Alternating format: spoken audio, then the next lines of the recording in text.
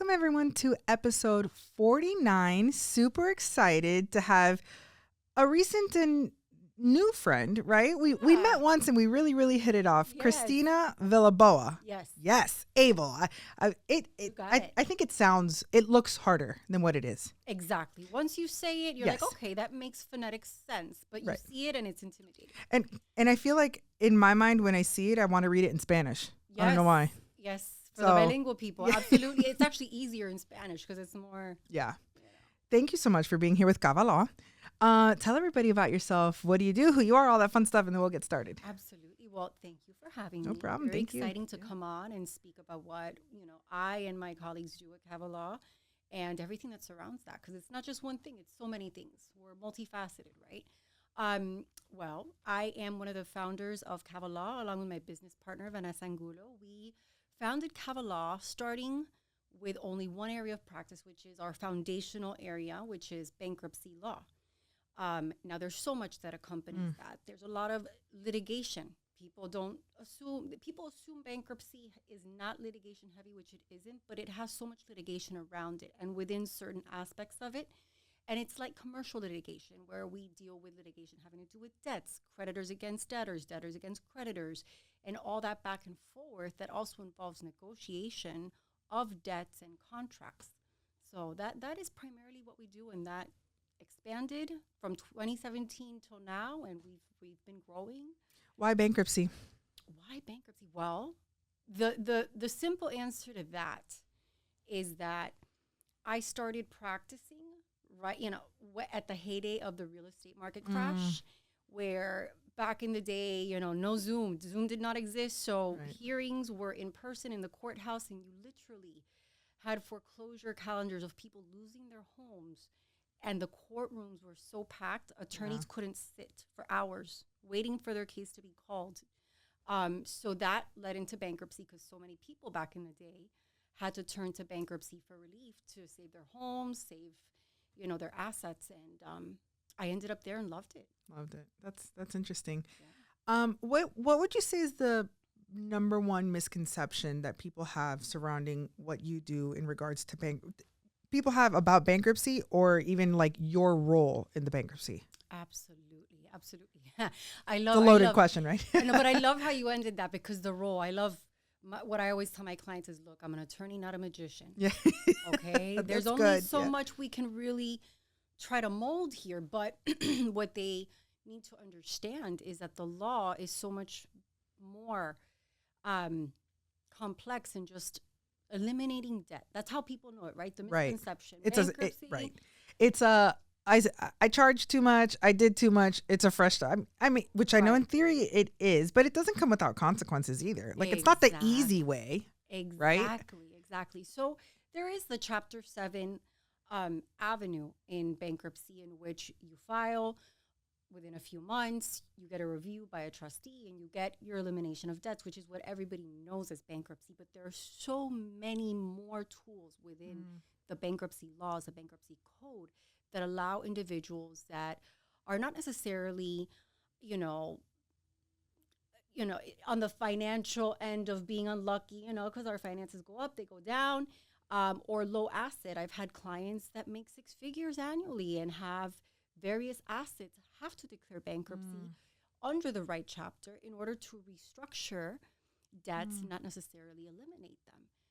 Like if you're behind with a certain creditor that might be attached to certain assets you have that you don't want to lose, the simplest being your home, or an investment property. The IRS, many people, they negotiate using great IRS attorneys trying to negotiate taxes owed, and sometimes Chapter 13 or Chapter 11, for example, allows the debtor owing IRS debt to force the IRS, I guess you could say, into an alternative payment plan. So it's a tool. Interesting. Yeah, that's really interesting. And I know that my mom worked for Equifax when we were little. So I know, like, I heard a lot about like credit and that environment and bankruptcies being on your record. How long has that changed, or how long is it on? Well, I guess it depends on the one. It depends on the chapter. all of them are multiple years. But what I emphasize to my clients is if you're in my office and you're worried about how long the bankruptcy is going to be on your record, that, you're here because it's your credit score is probably already tanked. Right. There's lawsuits reporting on your public record. You don't have an 800 credit score. So I assure you, a bankruptcy to a potential financing company for a car in your future is going to look at the bankruptcy on your record for a few years as the positive when they compare it to everything else that was negatively reporting already by the time you filed bankruptcy. That's good. Yeah, that's a good perspective. So you got to balance it. Yeah. I think that there's just this idea of bankruptcy being the end. Yeah. You can't recover. Well, you know why? Because especially, we're from South Florida, which is a geographic area in which we have so many different cultures. There are people that come from countries in which bankruptcy is a whole different animal. It's tied to criminal law. So there are people that come to my office from different facets. Scared, probably. Very scared. They look at it like a criminal proceeding. And the first thing I tell people that come with that idea is you need to understand that in this country, filing bankruptcy cannot be abused, but it is a right given to you under the Constitution. That fresh start, knowing how complex our system is, to be able to have the American dream, right? You need that credit, you need that economic avenue.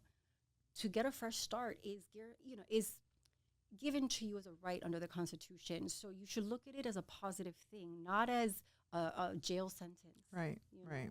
Yeah.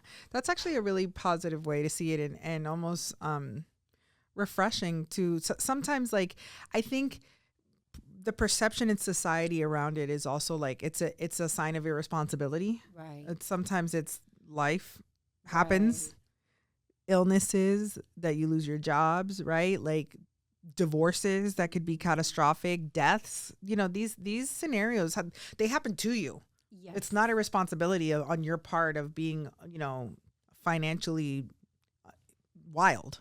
100%.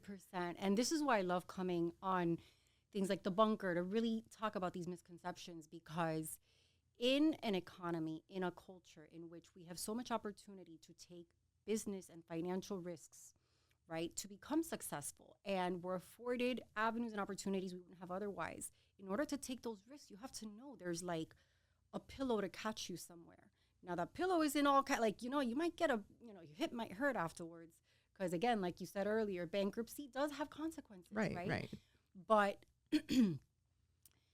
it's that what did they used to call it back in summer camp, when you would jump to this big like floaty thing and somebody else would jump here and you go throw flying. You, I picture it like that. I don't know what that's called, but I know exactly. You know exactly what I'm talking about. Yeah. That's how I picture bankruptcy. And the picture I try to paint for my client, it's like, look, it's there to catch you and give you the breath of fresh air you need after taking risks that you can take and you're blessed to take here, So that's interesting. That's a really good perspective. So I know obviously, I guess I don't know this, but it's my assumption of what you do that there is a layer of financial advice that you give.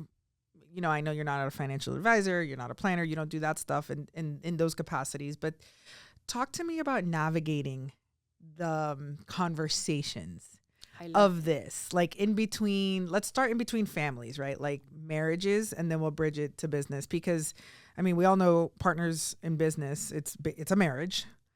I don't have a partner, but I don't know which one would be more complex, right? Because marriage is complex on its own. So what does that look like when you, or I guess what are you, the referee, or is it?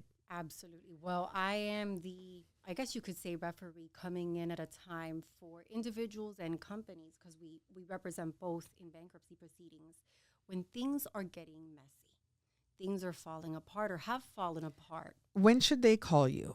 Like, does someone call you like when it's too late, or is it, man, I think I'm going down a slippery slope, I need the help now? So the question is, when should they call me, or when do they usually Yeah. call me, right? No, I already know they're calling you too late. Yeah. Well, the right answer for anybody taking risks, right, financially, which is great, right, is when you see yourself within the next year possibly having gone a little too far with your financial risks, and you risk maybe having a creditor of some sort, whether secured or unsecured, corporate or personal, come after you via lawsuit. Not that it started already, but you foresee it possibly happening. That is when you should book a consultation, because a proper bankruptcy that is well planned ahead of time strategically is the best kind. The bankruptcies I see a lot, unfortunately, are the ones where you're running into my office and you didn't just get sued yesterday, you got sued months ago, and now they're about to get a judgment and try to collect from your assets, and we got to go on emergency. At that point, it's very hard to strategize. And without strategy ahead of time, unfortunately, let's say if it's a restructuring bankruptcy under Chapter 13 or 11, the individual or company ends up having to pay more in the restructuring than they would have had we been able to plan ahead and strategize, seeing the signs down the road, you know, and see how best to keep the risk to a minimum within the bankruptcy. So when should somebody really consult with me? Don't think, you know, a consultation with a bankruptcy attorney, it's to keep you from having to get there. But if you get there, I know that we took a tangent, but I don't think that people understand that there is things you can do, even if you're going down the path of that and you can't be saved, right? Like, but there's still a way to make it favorable. Absolutely. The process. I don't think that people know that. Absolutely. The public. They don't. And that's where it's a tool that you could use it as a tool to, even though the outcome may still be bankruptcy, it could be an easier one, a less expensive one, a better outcome one. Like, first time hearing that. That's absolutely. Yeah. And that's where I tell them, look, I'm a lawyer, not a magician. Right. You know, I can't just get a wand and make it, you know, undo things once things have happened. Right. You know, so the more we can prevent and shift, the better. You know, like we recently worked a case in which, had the client come even a month ahead, we would have been able to shift things in a way that would have put things better in their favor, you know, and they ended up having to restructure under a plan that I told them straight up. I go, hey, you know, had you planned ahead and really talked to me or any bankruptcy attorney, you would have been paying out less through a restructuring plan. Right. You know. Right. Okay, so back to the original question. Sorry, I'm the one that deviated you there. It's like the tensions between the partners, right? Like in a family setting. What is? I would assume that this happens often too, where there's like one of the partners says yes, we should try this. The other says no. What does that look like? What is the best financial advice you can give from your seat for couples and their finances? Oh my gosh, this is a recurring theme, because as you can imagine, with bankruptcy, whether we're able to avoid it or have to go into it, we're seeing things as they fall apart, as they start getting messy.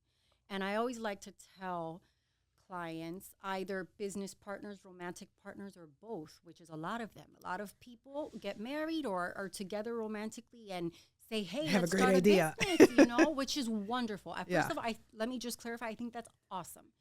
But the common theme there is human. It's very, very human, where we as human beings, we go into relationships and we go into business with emotion. We're so excited about this awesome idea. And the logical part of our brain is saying, oh my gosh, this actually might make us a lot of money if done correctly. But we tailgate on the emotional end and don't spend enough time on the logical end. So what you see, sadly, is I've put a lot of individuals and companies into bankruptcy or both. You know, let me just give you an example so you see. So, you know, let's say a married couple, husband and wife, decided to go on a business venture years before the bankruptcy, but, you know, marriage is going, and they figure, well, wife has better credit than husband at the time they set off on the business venture, so certain debts are put on wife's name, etc. Then years later, marriage falls apart. Usually when marriage falls apart, business falls apart, or vice versa. One has to fall apart first and the other one will follow.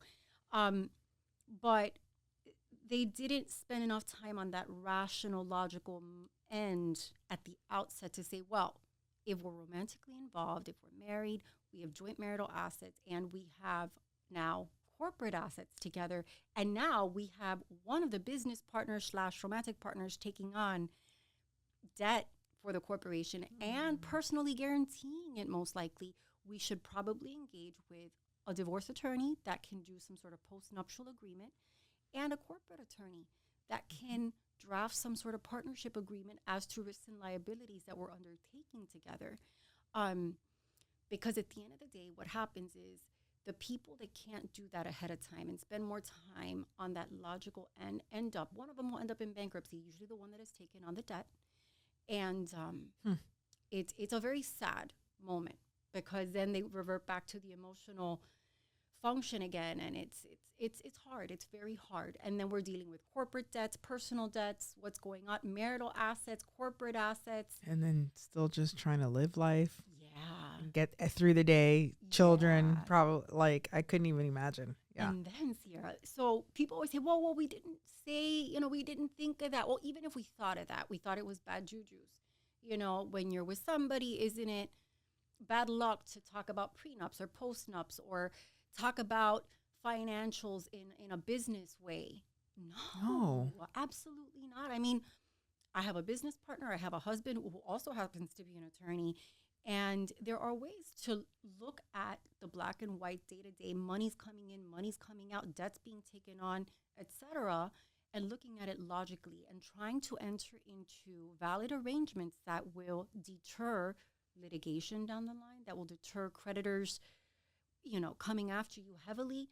I mean, it's funny how we live in such a corporate, financial heavy culture and society, yet we function so much based on emotion. It's so true. That's so interesting, because I mean, it's the same idea of people that like you said, they just never think it's going to end, or they're superstitious when it comes to stuff like that. But like, what a way. Well, that's why people end up with you, right? Because they're making decisions with their emotions instead of logic. Absolutely. I mean, that literally, absolutely. I mean, it's the same thing with, the people that end up in nasty divorces. Like, I don't know, man, that's such a good point. The way you put it of the partnership aspect of, do you think, and I'm not trying to get into your business of your marriage, I'm not asking you personally, but like, do you think that there is a resemblance in between like marriage being a business? Almost. 100%. It sounds like when you talk about it and you say that stuff, it's like, oh, well, I mean, you have a board, you have a meeting, a C-suite meeting at work. You should do the same thing in your home. Yeah, about absolutely. Those things. I got to do that. My husband and I, we try. You have children too. We have children. We have a career. We have business. And day-to-day stresses, right?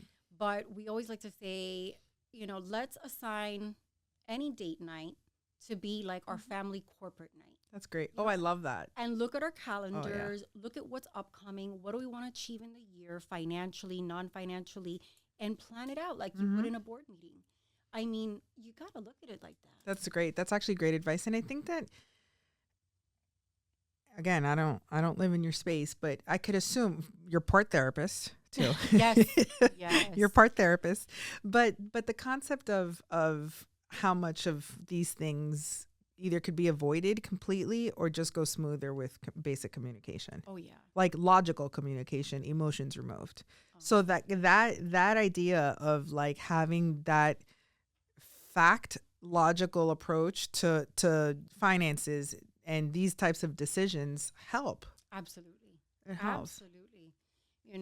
And I think that looking at it like that even has saved marriages. Oh, I'm absolutely. So many divorces. Sense. I mean, I don't practice divorce or family law, but they're intertwined. They're so intertwined. I mean, bankruptcies have been used to strategically negatively affect an almost ex-spouse in divorce proceedings. I mean, it's crazy. But I mean, how many divorces come out of financial miscommunication and financial abuse, financial keeping one spouse out of, financial decisions, things like that, So I think if a married couple, even non-married couple living together that intertwine their finances, treat things more like a corporate board, obviously with emotions, we're human. Yeah, but numbers are numbers. Exactly. Human or not. I mean, if you've got too many Amazon packages, which I'm guilty of. Same. I would say that. Listen, my bookkeeper, don't listen to this, okay? Like, don't question my Amazon packages. No. Exactly. Like, listen, sometimes I did a month off. I was just like, I can't. I only left my reoccurring orders, which are like, PP pads for my dogs. Things you need. Things that I'm already used to, like my laundry detergent. Why do I have to go to Target for that? No, in Target, I spend more. It's true. No, but I was like, I have to stop with the Amazon stuff. Yeah. And I kind of broke the habit. Like, now I'm just like, before, I know, super tangent, but like, I would be watching TV on Sunday on a couch, and I'm like, let me look up stuff on Amazon. Well, because it spikes our dopamine. There you go. Psychiatrists will tell you that, and not just Amazon. There's so many apps now. And the social media stuff. Oh yeah. Well, what do I care? I'm paying $4 for a shirt. Then it's not. And then it adds up. But yeah, it just. Well, and then you have 10,000 shirts you're not wearing in your closet. Exactly, so. And then you become a hoarder.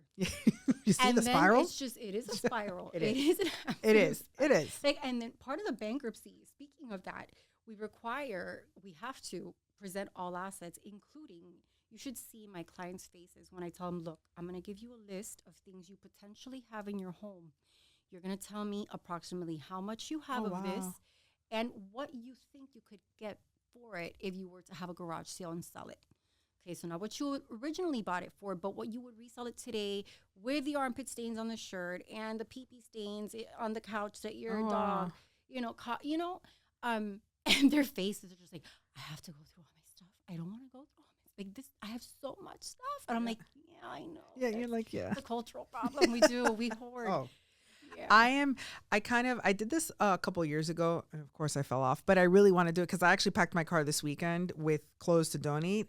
And I thought to myself, for every article of clothing, I'm going to get rid of 2. That's great.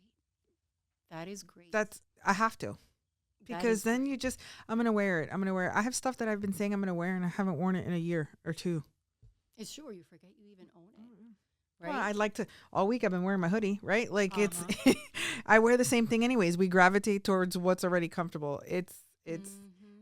Can you maybe? Oh my God, maybe I have a bad pattern. This question of like, what are some of the patterns of the people that end up in bankruptcy prior when it's not a situation, right? Like the behaviors that lead people there. I love that. What would you say they are? One that I was talking at length with my partner about recently is the soul. What would I call it? Soul. Like a self-employed individual. Like we were just talking about taking financial risks. We live in a place and in a culture and economy in which we have the blessing and privilege of taking financial risks and trying to scale and make more and more money.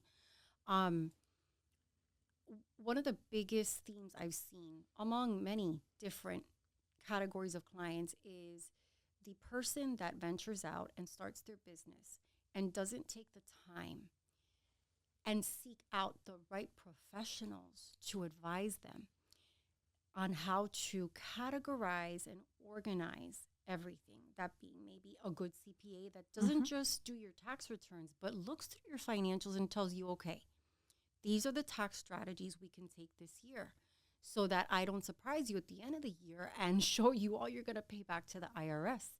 Let's avoid the problems before they come, or financial advisors to advise, hey, these are the insurance policies that you could use, to add on to the planning or the retirement accounts.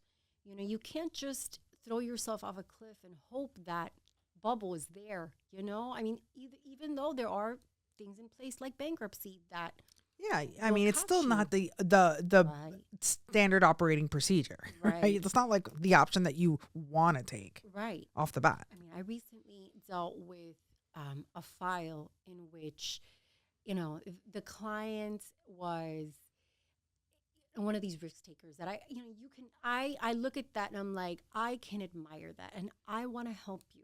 But this is a theme I'm talking about. This is somebody who opened various corporate entities to try to categorize the different business ventures they were going after. But then the way the money was moved and managed and categorized, we had to restructure them in bankruptcy. And because their intention wasn't done thoughtfully in how they moved their monies between companies, etc., the way we had to restructure was a way in which if they had done it with the proper professionals to advise them ahead of time, they would have paid out less in the restructuring. So again, for those that are self-employed, want to do a side hustle, things like that, hey, don't think that just because you do a side hustle, it's just, That's not a big deal. Like plan it as if the next year it's going to explode. And when it does, you want to have a handle on it. Because, hey, we live in a time, social media, internet marketing, things could explode. The smallest thing could become huge. I had someone on the podcast. You may know her. Her name is Malia Arnett Archie. She's an attorney. She's a business attorney. She does trade. I believe she does trademarking. But what she's doing, focusing her time on now, is she calls herself the social media lawyer. Love that. And she's helping these young kids that have these platforms and these audiences that they think it's a pastime and it's fun, but it's a business. It is. And they're making a lot of money and they have no idea how to protect themselves from brand deals, how to do anything. They don't structure themselves as a business. She told us a story. I had her on the podcast a couple months ago. She told us a story about a couple that had a YouTube channel. And their YouTube channel was based on being a married couple. And then they got divorced. Well, who owns the channel? Oof. None of it was decided.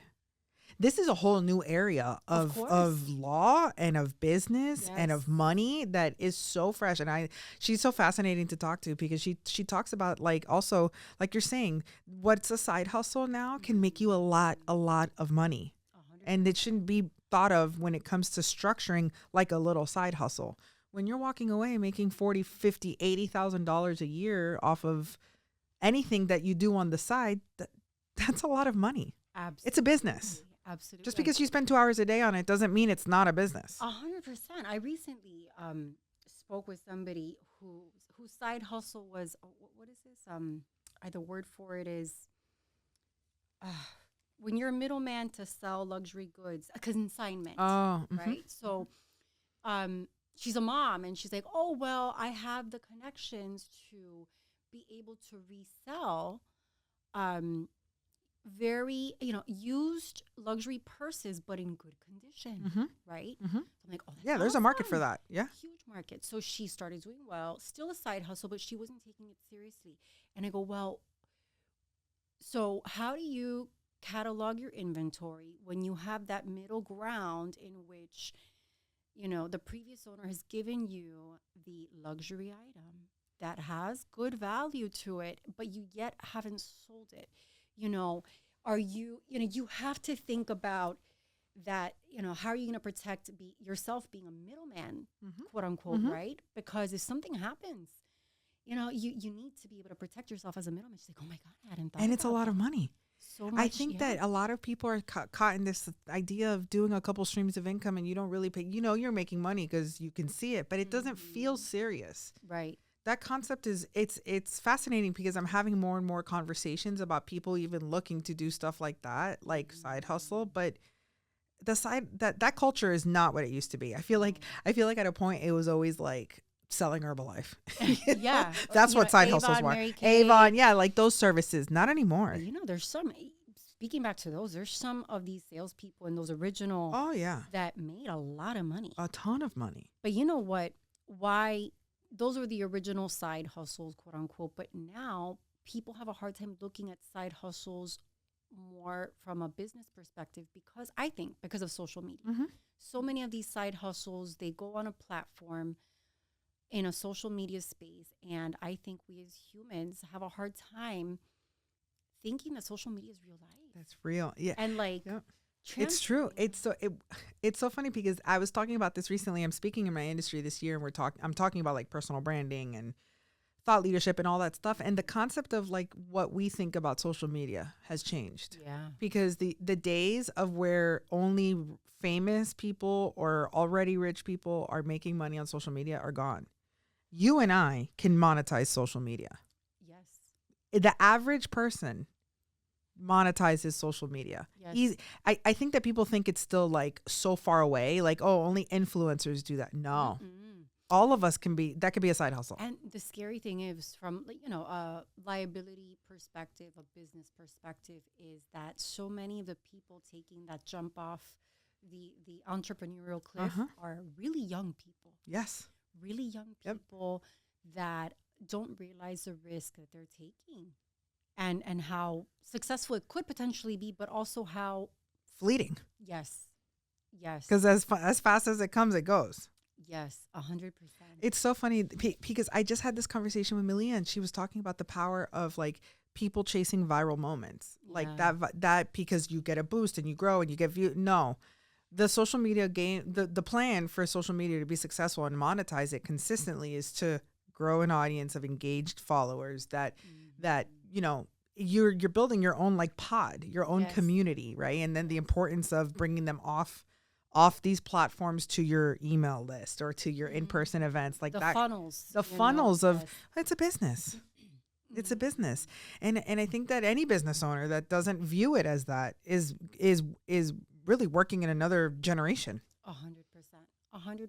And even in the legal industry, you see the divide between the older practitioners that there's two division, a division between the close to retirement legal business people, where they've accepted, oh wait, I need to shift my marketing budget. I need to shift the way I think about promoting our legal services. And they do well. It's harder for them to jump on board, but they do well when they bring on the right professionals, the right advisors. And then there's the ones that are, no, absolutely not. I'm going to stick with radio. I'm going to stick with, I'm like, okay, I'm listening. Great.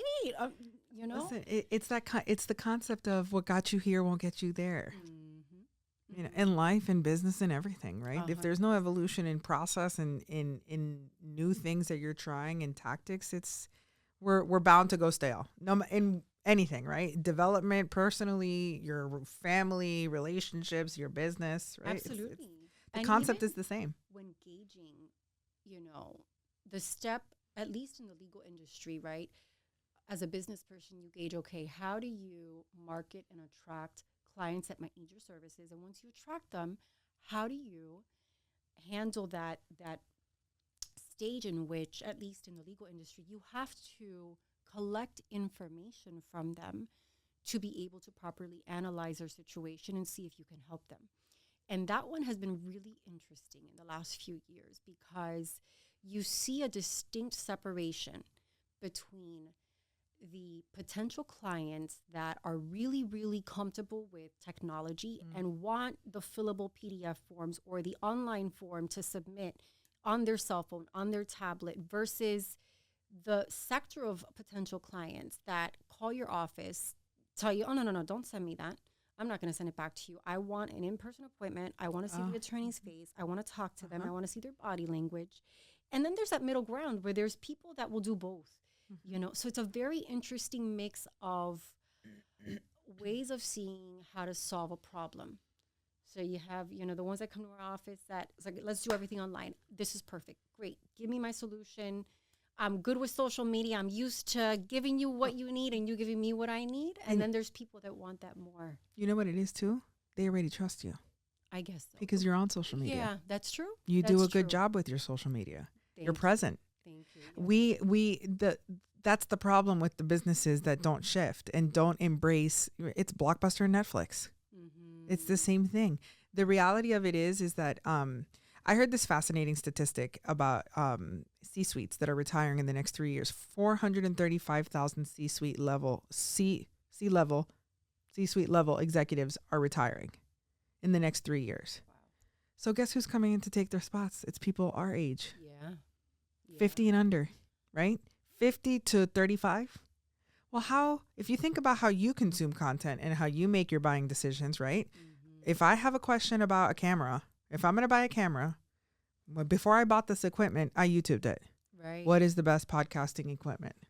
Yeah. I don't know anything about podcasting, right? I went to the school of YouTube.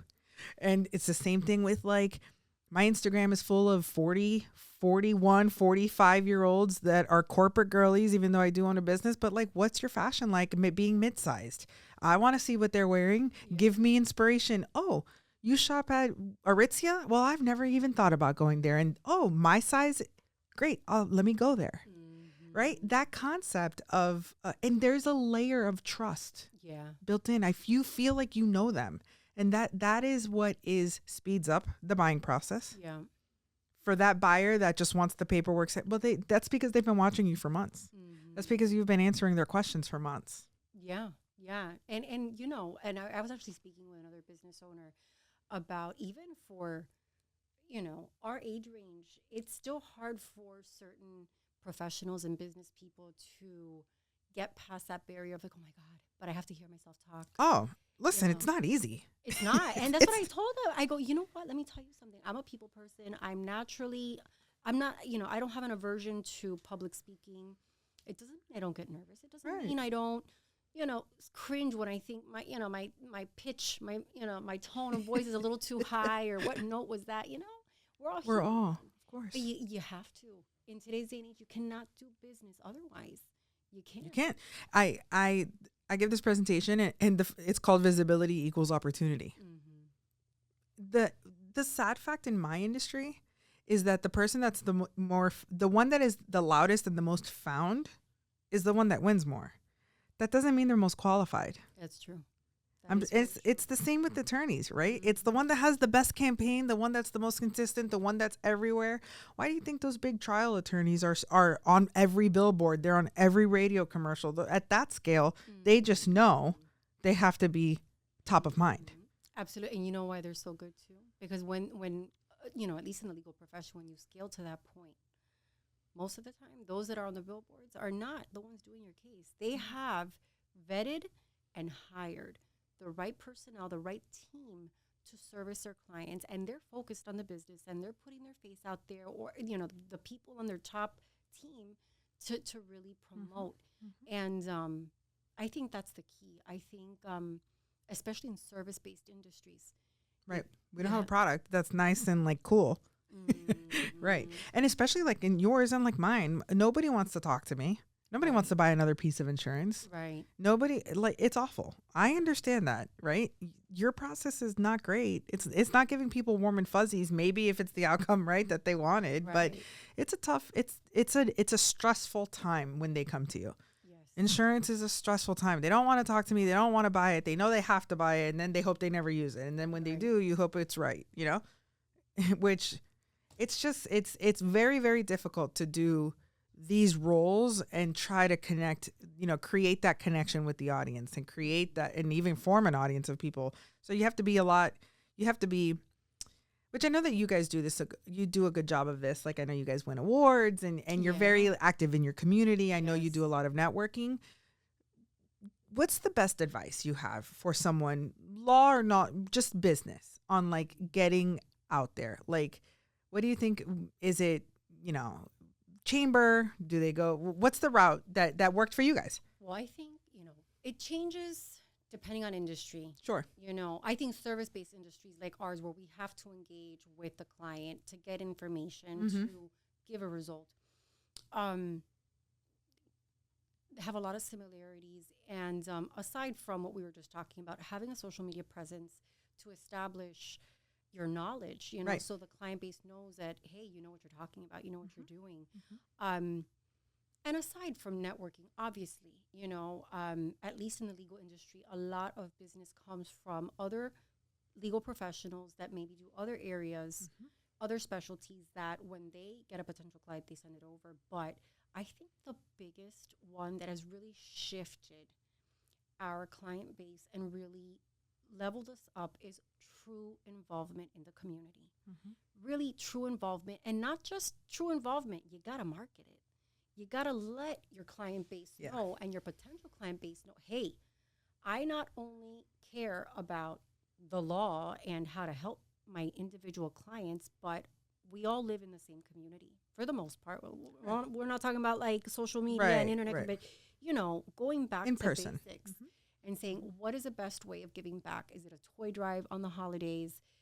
You know, using social media and any other avenue of marketing like TV or radio to buy a spot to promote, hey, we're giving back to kids, come by on this day and this day, drop off toys, etc. We did in August of 24, we did a back to school drive where we, you know, worked with different vendors to be able to get, you know, negotiate deals on getting bulk backpacks and school supplies to then, and then we spoke to Mayor Christy in Doral, and, you know, we attended one of their events and gave back to the community and distributed school supplies. And those are moments where you actually get to speak to people, people in the community. And guess what? They ask you, hey, what do you do? Of course.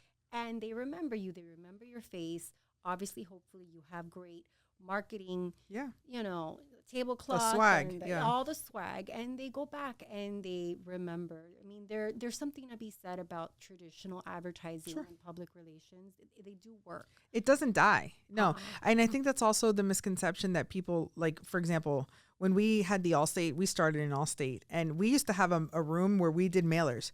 Back then, we would mail like a sample quote for auto insurance, and it worked. We had a guy that worked with us that he did 40,000 pieces of mail a month. Wow. That was our way, and the phones, right? We still mail here on a much smaller scale. Sure. But we're mailing. Sophia's cold calling. We're online. Now it's not like the online is replacing the offline. It's offline plus online. Absolutely. That's why it's so difficult. Absolutely. We're content creators now. You own a media business, so do I. They all have to connect. All of them. It's not one, and they're not siloed. It's both. And I always tell people the best way to start is to bring what you're already doing offline, online. Yes. Showcase it, like you said. And I think that a lot of business owners find it almost selfish to do that. Like it's self-promoting. But it's an investment. Also, like Patrick Bet-David talks about this in Your Next 5 Moves in that book. And he says, if you're a business owner, you have to have a layer of shameless promotion because nobody's going to talk about you if you don't talk about you. Exactly. So get over it. Exactly. I love it because it's true. Because I heard the audiobook and I typed that on my phone. And it's like, there's a way to do it where it's not boasting. It's not arrogant. It's, you know, if you're highlighting the work you're doing in your community, guess what? You could encourage other businesses to do it. It's a positive thing. Yes.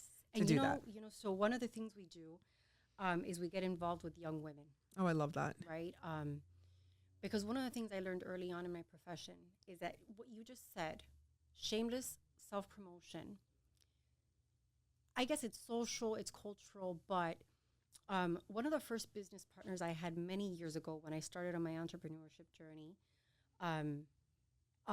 also an attorney, you know, a man, great attorney in what he did, great at shameless self-promotion. And I would look at that, I'm like, oh my gosh, but it worked. And I always saw and observed that me as a newer attorney back in the day and the other female entrepreneurs and business women that I knew had a hard time doing that.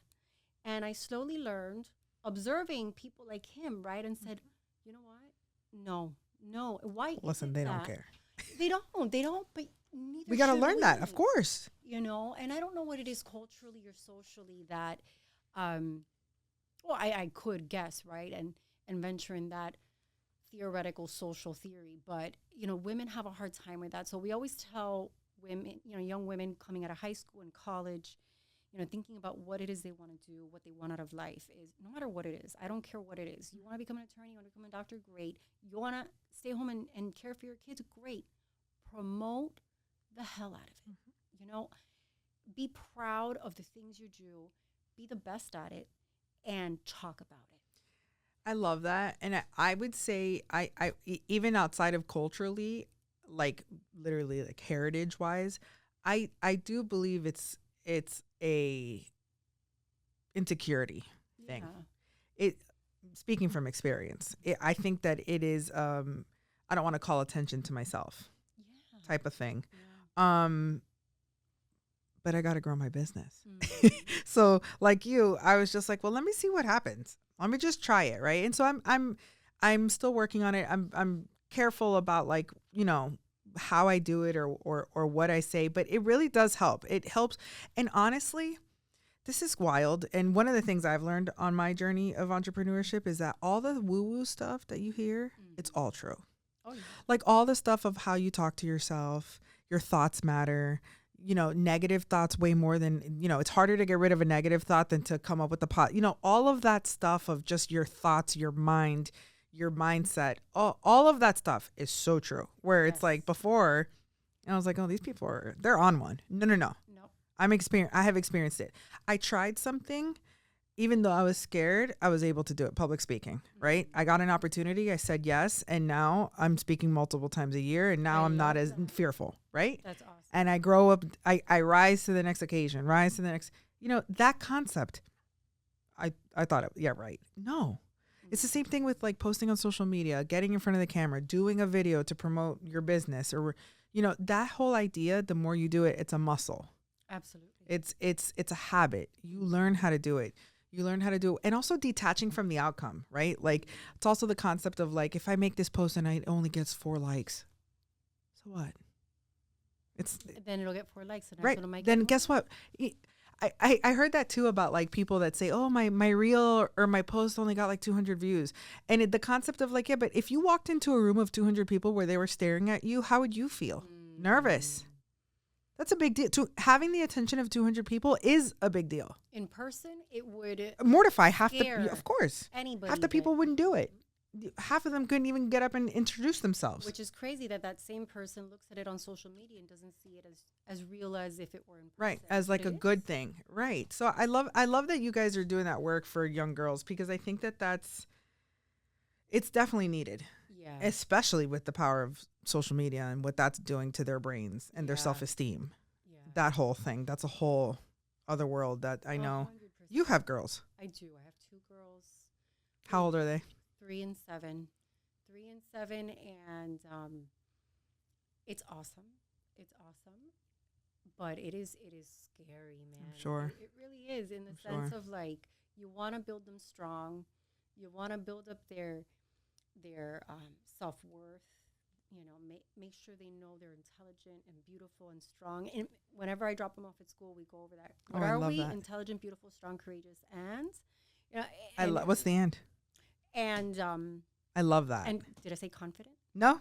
Oh, well, confident. Confident. That's the one. I love that. And we have it on the room wall, and it's awesome. Good.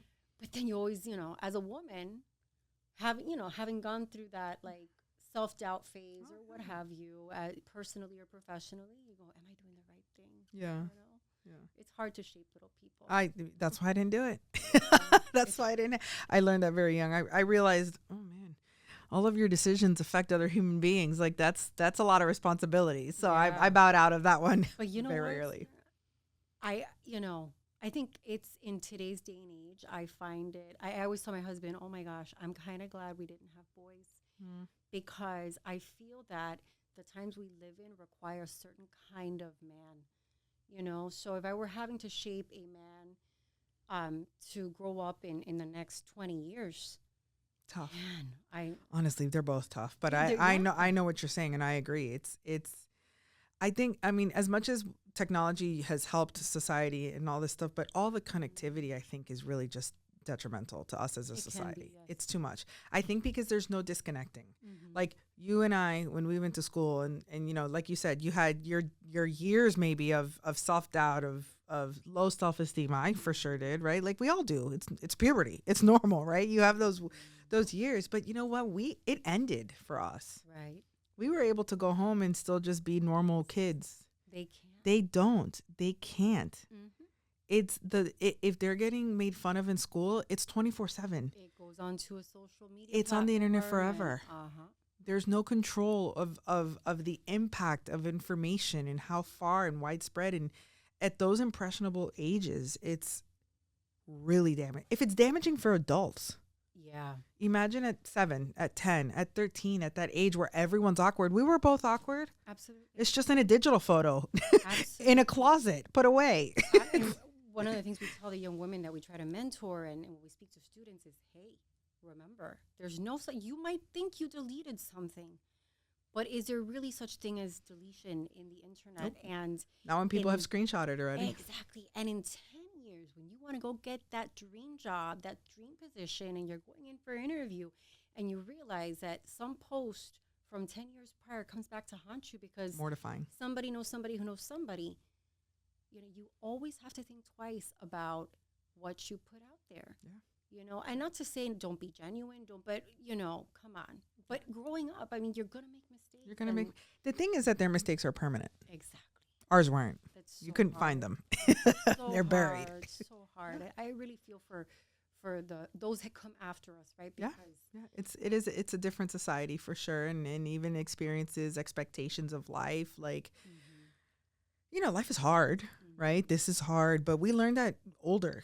yeah. You know, the innocence has gone way so much sooner, and I feel like almost like the zest of life. Of, you know, they don't even want to go outside and play anymore. They want to be inside, playing on an iPad, doing this. It's again, I don't have any, but I know that it's tough to raise children, grow a business, be active in the community. That's a lot. So I commend you. You're doing it. You're killing it. Thank you. I appreciate it. Last question. I can't believe it's been so fast. The time. I could Wow. talk to you forever. What is the best piece of business advice you've ever received that you could give someone just starting? Oof, What would you there's tell so them? many. What do I know. say? I love that question because to hear the answers that come, some of them are so personal and some of them are just really tactile, like tactical, like, Yeah. you know, this, but I love to hear it. I guess the most recent, you know, and I guess this comes from, you know, as a business person and as a person just generally, I thrive and enjoy trying to learn things I don't know and even about things I'm not good at. So, you know, I've had to learn recently, you know, to analyze the different aspects of our business by looking at it. Okay, the marketing section, the conversion section, the operations, financials, and really delegate what it is. So bad. Even if you think you're getting it, whatever you are not the strongest at, find who is and hire them. You know, because the business owner that tries to do it all and doesn't learn how to delegate well, you know, again, at the stage when they can, you know, there's an outset, especially with a side hustle, you're doing it all, right? You know? But in today's day and age, with things like Fiverr and Upwork, where you can find somebody even on a contract basis to say, hey, for example, let's say somebody, I'm horrible at spreadsheets. I can't get an Excel formula, even if my life depended on it. Hire somebody on a contract basis to build the Excel sheet for you. Why are you going to spend the 5 hours it would take you when you could spend minimal funds in today's day and age and delegate it and outsource it? But I think there's some of us, especially those with an entrepreneurial spirit, that have that control, you know, factor. And the successful business is run by the people that learn earlier on that whatever I can give to somebody who's better at it than me, I'm going to do that. And that's a lesson hard learned by me, which I want to pass on because it boosts so much. That is so, it's such a good lesson. I'm learning it now. I think that the art, I'm really bad. I think I've gotten a little bit better, but the art of delegation, what gets me is it just takes so long to train them. I could just do it myself. I could do it 10 times. By the time totally get that. it's painful. But the concept of scaling. I heard a podcast. I think it was on the.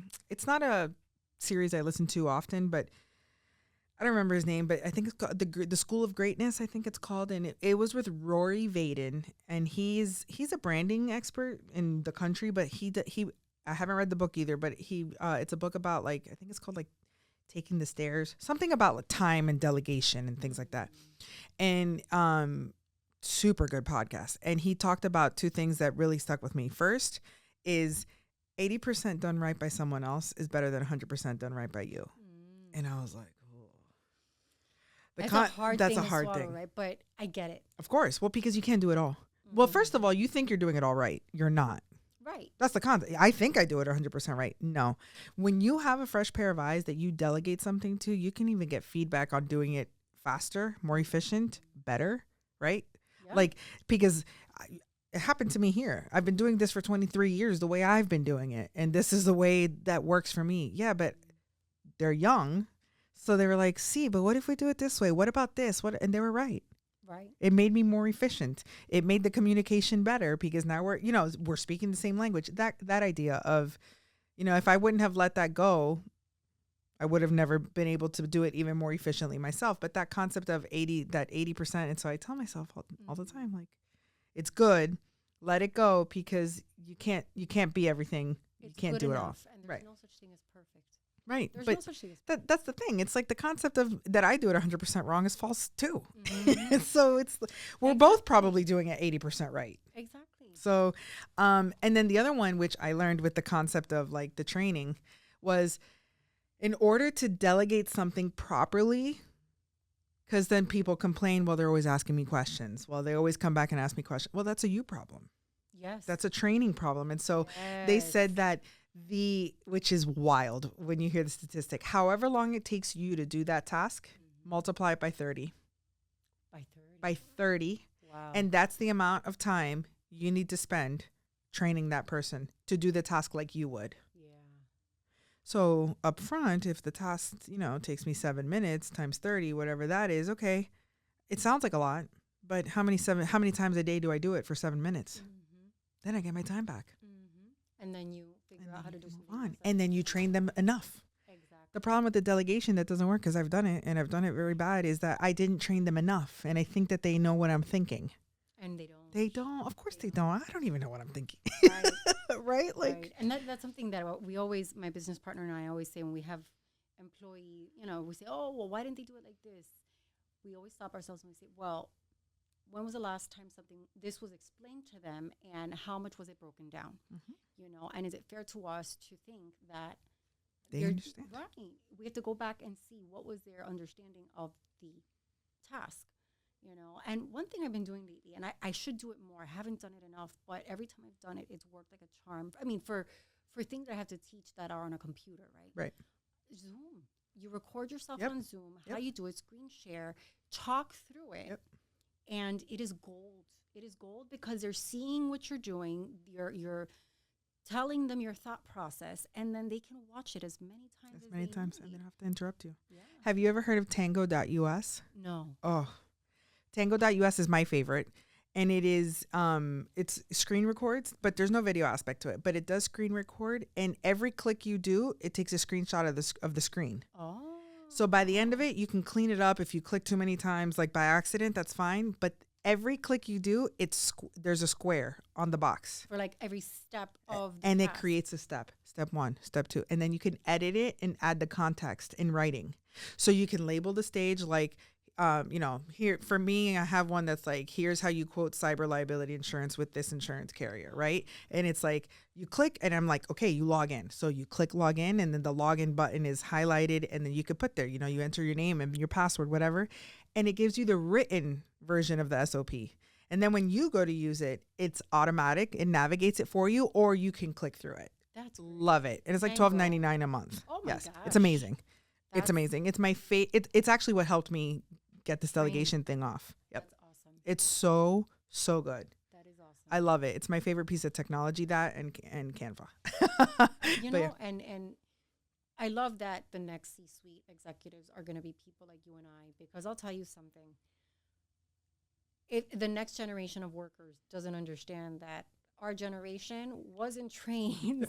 We had to figure it out. Yeah, we worked under people who are like, sharks are born swimming, figure it out. Yeah. So start swimming. Like, Sharks are born swimming. Yeah, That's so good. It's true. And it was so hard, and I think there's a certain gratefulness or certain gratitude that we have. That's also a layer of, our toughness. Yeah. Too. Yeah.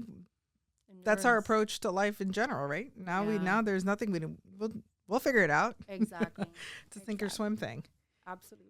Thank you so much for your time. This was so wonderful. It was so nice to spend time with you and get to know you more. And thank you for the work that you do to help. It is my pleasure. To help us, Thank you for having me. Yeah, no problem. Thank you. Tell everybody where they can find you, and we'll put it in the show notes too. Absolutely. Well, you can find me at CAVA Law. If you know Spanish, our slogan is acabando. I love it. With many things, acabando con deudas. Yeah, it's acabando, so good. Translated is we're killing it. Yeah, I love it. And we are found in Coral Gables geographically. Online, you can find us at www.cava.law or at CAVA Law across the social media platforms. And my Instagram platform is Abogada Christy, which is translated Attorney Christy. And I would love to hear from your followers and listeners. This has been so much fun. Thank you. Thank you so much for coming, and we'll have to do it again. Yes, absolutely.